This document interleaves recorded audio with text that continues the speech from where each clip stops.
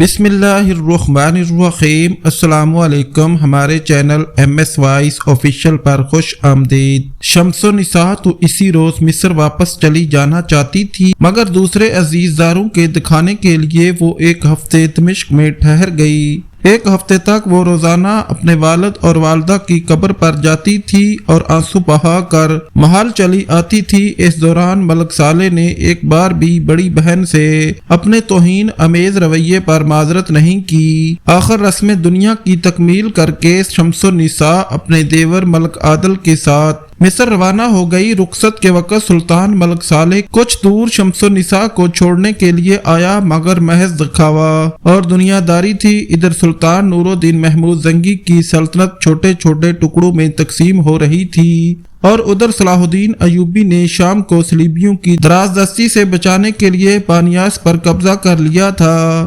عیسائی سالار گرانڈ اور غدار شمس الدین ابن مقدم نے فرار ہو کر شاہ یروشلم اموری کے پاس پناہ حاصل کی تھی۔ اسکندریہ کے بعد یہ دوسری بڑی شکست تھی جس نے اموری کے ہوش و حواس اڑا دیے تھے۔ صلیبی فرما روا نے اس میں عافیت جانی کہ وہ فی الوقت صلاح الدین ایوبی سے عارضی صلح کر لے اور پھر کسی مناسب موقع پر صلح نامہ چاک کر کے والی مصر سے بالآخر اپنے ذہن میں ایک خاص منصوبہ ترتیب دینے کے بعد شاہ اموری نے سالار گرانڈ کو اس بات پر آمادہ کر لیا کہ وہ صلاح الدین سے امن و صلح کی بات چیت شروع کرے۔ جب صلیبی سفیر خیر سگالی اور صلح کا پیغام لے کر بانیاس پہنچا تو صلاح الدین نے اسے قلعے میں ٹھہرایا اور کسی فیصلے تک پہنچنے کے لیے ایک رات کی مہلت مانگی۔ سلطان نور الدین زنگی کی خدمت میں رہ کر بڑی حد تک صلیبیوں کی عیاری اور عہد شکنی سے واقف ہو چکا تھا، اس لیے وہ دلی طور پر سالار گرانڈ سے کسی قیمت پر صلح کرنا نہیں چاہتا تھا، مگر والی موصل کی خود مختاری کے اعلان نے سلطنت نوریہ کی مضبوط ترین عمارت میں گہرا شگاف ڈالنے شروع کر دیے تھے۔ اس واقعے سے صلاح الدین ایوبی ذہنی طور پر بہت پریشان تھا۔ آخر طویل غور و فکر کے بعد اس نے سالار گرانڈ کی طرف صلح کا ہاتھ بڑھا دیا، مگر اس کے ساتھ یہ شرط بھی عائد کر دی کہ غدار شمس الدین ابن مقدم کو اس کے حوالے کر دیا جائے۔ شاہ اموری نے ایک لمحے کی تاخیر کے بغیر صلاح الدین ایوبی کی شرط مان لی۔ پھر جب شمس الدین ابن مقدم کو زنجیریں پہنا کر یروشلم کے محل سے بانیاس کی طرف لے جایا جانے لگا تو وہ دھاڑے مار کر رونے لگا۔ اس نے شاہ یروشلم کے آگے ہاتھ جوڑتے ہوئے کہا، مقدس شہنشاہ، میں تو آپ کا سیاسی حلیف ہوں، مجھے آپ اس طرح تنہا نہ چھوڑیں۔ شاہ اموری نے مسکراتے ہوئے کہا، سیاست میں کوئی مستقل حلیف اور حریف نہیں ہوتا، اور آج کا دشمن کل کا دوست بھی ہو سکتا ہے۔ شاہ یروشلم کے ایک جملے نے صلیبیوں کی عیارانہ فطرت کی عکاسی کر دی تھی۔ شمس الدین ابن مقدم جانتا تھا کہ صلاح الدین ایوبی اسے کبھی معاف نہیں کرے گا۔ موت کو اس قدر نزدیک پا کر اس نے شاہ یروشلم اموری کے پیروں پر سر رکھ دیا اور انتہائی گداگانہ لہجے میں کہنے لگا، اگر مقدس شہنشاہ مجھے پناہ دے دیں تو میں اپنا مذہب ترک کر کے عیسائیت اختیار کرنے کے لیے تیار ہوں۔ شمس الدین ابن مقدم کی التجا سن کر شاہ اموری بہت زور سے ہنسا اور اس نے ابن مقدم کے سر کو ٹھوکر لگاتے ہوئے کہا، دنیا کے احمق ترین انسان تیری بات پر کون اعتبار کرے گا؟ جب تو اپنے مذہب کے ساتھ وفادار نہیں ہو سکتا تو پھر عیسائیت تجھے کیسے قبول کر لے گی؟ اگر کل تیری زندگی کو نیا خطرہ لاحق ہوا تو پھر عیسائیت کو چھوڑ کر تو یہودی بن جائے گا۔ شاہ یروشلم اموری شمس الدین ابن مقدم کے ساتھ انتہائی ذلت امیز اور سفاکانہ سلوک کر رہا تھا، مگر اس کی بے حیائی کا یہ عالم تھا کہ وہ زندگی کی بھیک مانگے جا رہا تھا۔ اس کی یہ حالت دیکھ کر شاہ اموری نے ایک اور سنگین مذاق کرتے ہوئے کہا، چلو ہم لوگ تمہیں عیسائی تسلیم کر لیتے ہیں، مگر عیسائیت کے اپنے بھی تو کچھ تقاضے ہوتے ہیں، وہ تو اسے زبانی دعوے نہیں عملی ثبوت فراہم کرنے کا مطالبہ کرتی ہے۔ شاہ یروشلم کی بات سن کر ابن مقدم کے زرد چہرے پر امید کی ہلکی سی سرخی دوڑ گئی۔ مقدس شہنشاہ، مجھ سے عیسائی ہونے کا جو بھی ثبوت مانگیں گے میں اس کا بھرپور عملی مظاہرہ کروں گا۔ شمس الدین ابن مقدم کا جواب سن کر شاہ یروشلم اموری نے ایک طویل کہکا لگایا جو کسی طرح رکنے میں نہیں آتا تھا۔ ابن مقدم آنکھیں پھاڑے شدید حیرت و استعجاب کے عالم میں اموری کی طرف دیکھے چلا جا رہا تھا۔ پھر جب شاہ یروشلم کا ہذیانی کہکا ختم ہوا تو اس نے انتہائی سنجیدہ لہجے میں شمس الدین ابن مقدم کو مخاطب کرتے ہوئے کہا، عیسائیت تو اسے قربانی مانگتی ہے، اگر تو اسلام کے لیے قربان نہیں ہوتا تو پھر صلیب کے نام پر قربان ہو جا۔ یہ کہہ کر شاہ یروشلم نے اپنے سپاہیوں کو اشارہ کیا اور وہ شمس الدین ابن مقدم کو کھینچتے ہوئے کمرے سے باہر لے گئے۔ پھر اس صلح نامے کے مطابق صلاح الدین ایوبی نے بانیاس کے مقبوضہ علاقے عیسائیوں کو واپس کر دیے اور غدار ابن مقدم کو اپنے ہمراہ لے کر مصر واپس آ گیا۔ پھر صلاح الدین ایوبی نے شمس الدین ابن مقدم کو اس کی نمک حرامی کی عجیب سزا دی۔ والی مصر نے لوہے کا ایک قد آدم پنجرہ بنوایا اور اس پنجرے میں ابن مقدم کو قید کر دیا۔ قاہرہ کے سب سے بڑے قید خانے سے روزانہ صبح کے وقت ایک گھوڑا گاڑی نکلتی تھی جس کے درمیان میں وہ آہنی پنجرہ رکھا ہوتا تھا۔ پھر وہ یہ گھوڑا گاڑی آہستہ آہستہ چلتی ہوئی قاہرہ کی تنگ گلیوں اور کشادہ راستوں سے گزرتی ہوئی سب سے بڑے چوراہے پر رک جاتی۔ اس دوران قاہرہ کے بچے، جوان اور بوڑھے اپنے گھروں سے نکل آتے اور انہیں جس قدر ناشائستہ الفاظ یاد ہوتے وہ سب کے سب شمس الدین ابن مقدم کی شان میں استعمال کر ڈالتے۔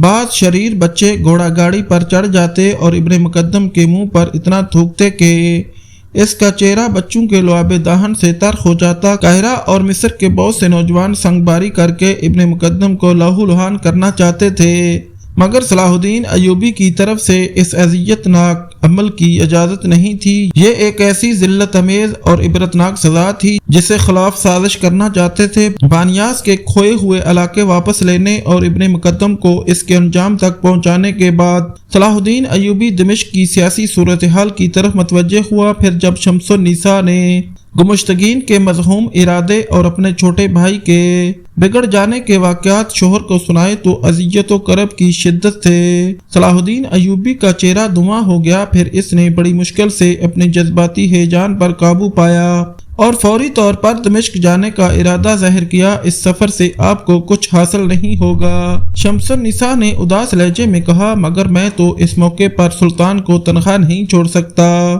صلاح الدین ایوبی نے تیز لہجے میں کہا۔ اب اداسی کی جگہ اس کے چہرے سے نیا عزم اور جوش جھلکنے لگا تھا۔ آپ کی محبت اور فرض شناسی اپنی جگہ، مگر ملک صالح ہماری مداخلت کو پسند نہیں کرتا۔ شمس النساء کا لہجہ بدستور اداس تھا۔ جب وہ اپنی بڑی بہن ہی کی زبان نہیں سمجھا تو پھر وہ کسی دوسرے کو کیا خاطر میں لائے گا۔ صلاح الدین ایوبی نے بہت دیر تک اپنی رفیقہ حیات کو قائل کرنے کی کوشش کی، مگر شمس النساء نے صاف صاف کہہ دیا، دمشق جانے میں آپ کی جان کو خطرہ لاحق ہے۔ بیوی کی بات سن کر صلاح الدین ایوبی مسکرانے لگا۔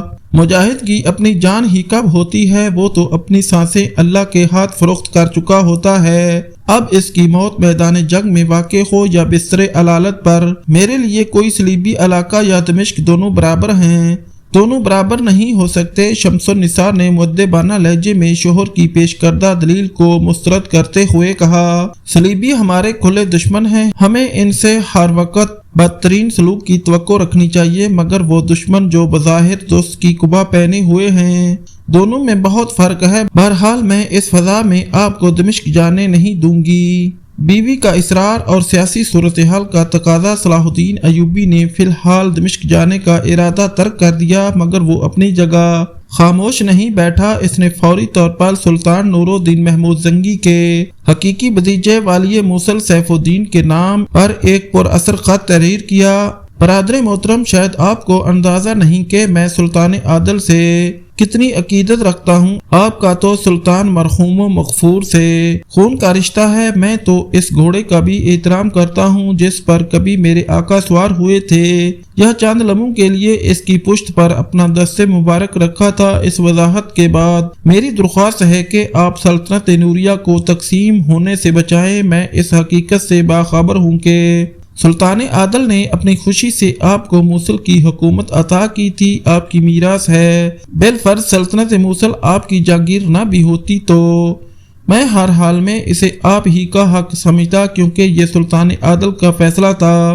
خدا وہ وقت نہ لائے کوئی دوسرا آپ کی میراث پر بری نظر ڈالے۔ اگر ایسا ہوا تو میں اپنے سارے فوجی وسائل کے ساتھ موصل کا دفاع کروں گا، لیکن مجھے ایک شکایت ہے کہ آپ نے دیار جزیرہ پر قبضہ کر کے ایک نہایت بری رسم کی بنیاد ڈال دی ہے۔ میری التجا ہے کہ آپ فوری طور پر دیار جزیرہ سلطان ملک صالح کو واپس کر دیں اور ان سے اپنے اس جذباتی عمل پر معذرت کر لیں۔ اس کے ساتھ ہی میں جناب والا کی خدمت میں ایک تجویز پیش کرتا ہوں کہ تمام اسلامی ریاستوں کے سربراہ سرکار دو عالم صلی اللہ علیہ وآلہ وسلم کے روزہ اطہر پر حاضر ہوں اور قسم کھائیں کہ آپس میں متحد رہیں گے اور تمام اہل ایمان مل کر اسلام کے سب سے بڑے دشمن صلیبیوں کا مقابلہ کریں گے، یہاں تک کہ انہیں بیت المقدس سے نکال پھینکے۔ اس کے ساتھ ہی صلاح الدین ایوبی نے دوسرا خط سلطان ملک صالح کے نام تحریر کیا۔ میرے آقا زادے، مجھے اس خبر سے شدید صدمہ پہنچا ہے کہ